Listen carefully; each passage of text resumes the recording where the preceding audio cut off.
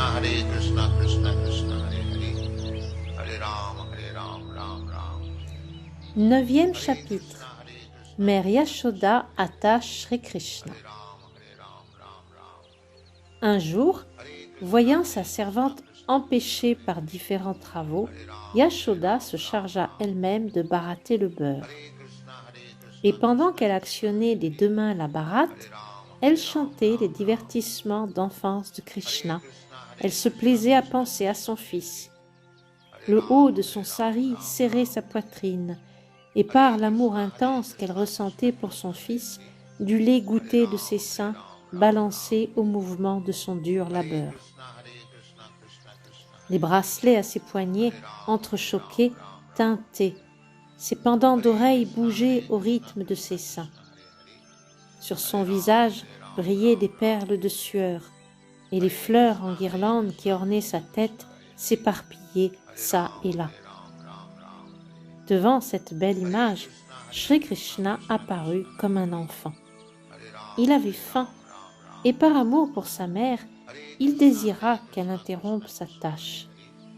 Il lui fit comprendre que son premier devoir était de le laisser téter son sein, qu'elle pourrait remettre le beurre à plus tard. Yashoda prit sur ses genoux son fils et pressa dans sa bouche le mamelon. Krishna tête. Elle, un sourire sur les lèvres, se plaît à la beauté de son visage. Mais voilà que le lait cuisant sur le fourneau déborde. Pour qu'il ne se perde pas tout entier, Yashoda se défait de Krishna et court au fourneau. Ainsi abandonné, Krishna entre dans une grande colère. De rage, ses lèvres, ses yeux rougissent. Les lèvres pincées, il serre les dents, et d'une pierre qu'il saisit, brise en un coup le pot de beurre. Puis, il en retire le contenu, qu'il va manger, les yeux pleins de larmes feintes, dans un endroit solitaire. Mère Yashoda, pendant ce temps, avait retiré du feu son lait et avait regagné la place de baratage. Elle s'aperçut bien vite que le pot de beurre avait été brisé. Et ne voyant son fils, elle conclut que ce désastre était son œuvre. Un sourire joua sur ses lèvres et elle pensa : comme il est intelligent, le pot brisé, il s'est enfui par crainte du châtiment. Après avoir cherché un peu partout, elle trouva enfin son fils, assis sur un énorme mortier de bois posé à l'envers. Dans un pot qu'il avait trouvé pendu au plafond, il puisait du beurre et le distribuait aux singes.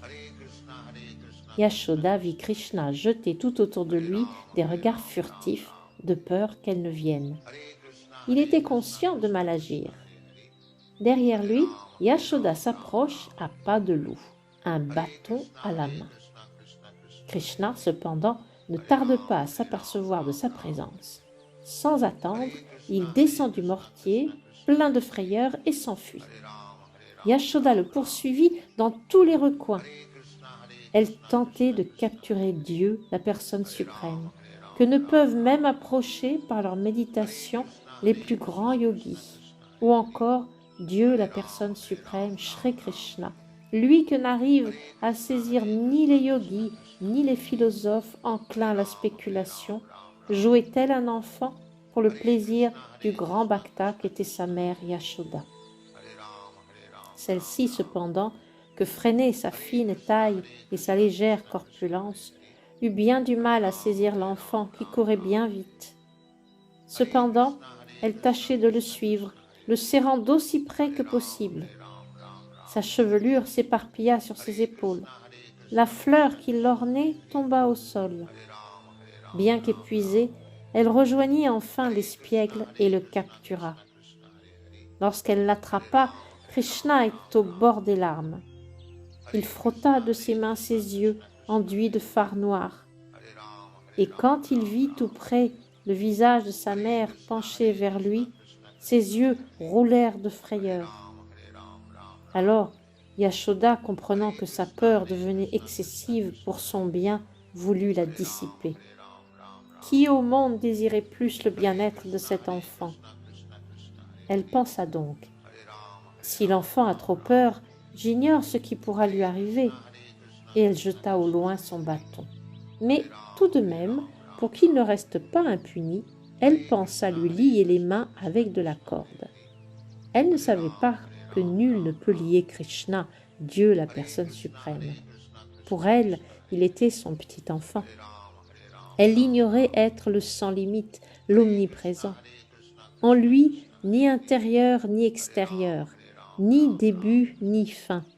En vérité, il est lui-même l'entière manifestation cosmique. Pourtant, Yashoda le croyait son enfant. Bien qu'il se situe au-delà de la portée des sens, elle s'efforça de l'attacher au mortier de bois. Mais elle s'aperçut alors que la corde dont elle disposait était trop courte de 5 centimètres. Elle alla chercher d'autres cordes qu'elle ajouta à la première. Il manquait toujours les mêmes 5 centimètres. Elle assembla toutes les cordes qui se trouvaient dans la maison, mais lorsqu'elle acheva le dernier nœud, il manquait encore 5 centimètres. Mère Yashoda souriait, mais elle était tout de même stupéfaite. La chose était inexplicable. Tous ses efforts bientôt la fatiguèrent. Elle transpirait beaucoup, et la guirlande qui ornait sa tête tomba. Alors Shri Krishna, appréciant les efforts de sa mère et compatissant, voulut bien se laisser lier.